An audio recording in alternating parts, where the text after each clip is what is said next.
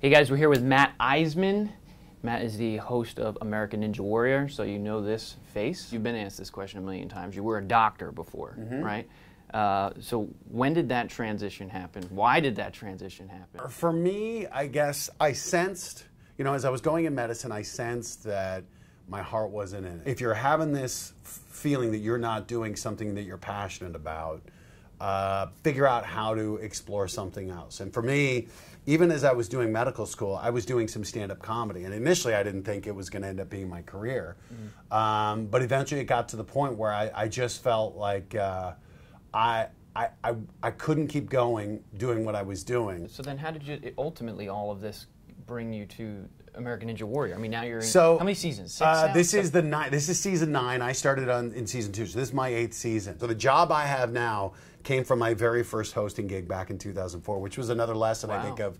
I think because, I worked my ass off. I always tried to be somebody people would want to work with.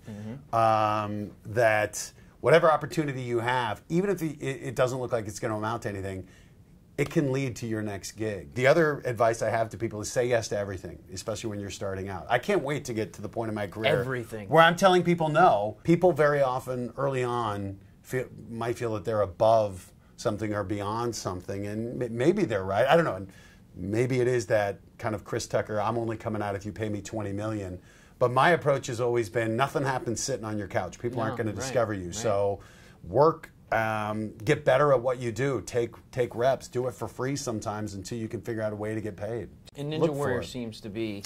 And so Ninja Warrior came about. Honestly, the very Ninja Warrior. No. Ninja Warrior. So the lesson with American Ninja Warrior is the people who do well aren't the most talented. And in fact, I think sometimes people rely on their talent, the gift. And we see people come out who are NFL athletes or Olympic gold medalists or former Navy SEALs who think, I'm going to crush this course and fail. And the ones who do well are the ones who work hard. The hardest workers do the best on American Ninja Warrior. It's really egalitarian. It's that you have to train non-stop and push yourself to be the best. So when you get the opportunity, you're ready for it. Brings me to a question, actually. I was going to ask you about the physical abilities of these people. It's pretty crazy. And you just said a lot of athletes fail, but then the people that have a lot of heart and have worked hard win. There's got to be something, though, that you've noticed from these athletes to the people that actually can succeed in it. Yeah, I think a lot of it, we see people doing well. Gymnastics is a great background. People who do parkour. People who've done some rock climbing. And I think the people who really do well are the ones who've learned how to move their body in space and be familiar with generating momentum, or how to use your how to regain balance when you trip just intuitively, or not intuitively because they've trained it. And you've got that I guess the contest to design the next obstacle. So we've had that. You go to anwnation.com. There's a challenge on there where this season every city had at least one obstacle designed by a viewer. For people who want to do it, go to anwnation.com and you could design an obstacle that next year people will be competing on. Have you anyone in particular that you thought was kind of the craziest? We had Kansas City. There was one called Crank It Up, and essentially it was a set of handles that you would have to ratchet up position by position, and essentially go like 140 degrees around, transition to another set of handles, and do it 3 times. And it was just such you get it. You have to keep your body up, kind of like the salmon ladder. But it was so exhausting watching these people. It was just the 4th obstacle, and just seeing how they would get to it and they would just gas out. And it was just brutal because they get through one set of handles and feel a victory, and then they start at the bottom to the second, to the third, and transition off. And at every point we would see people drop off.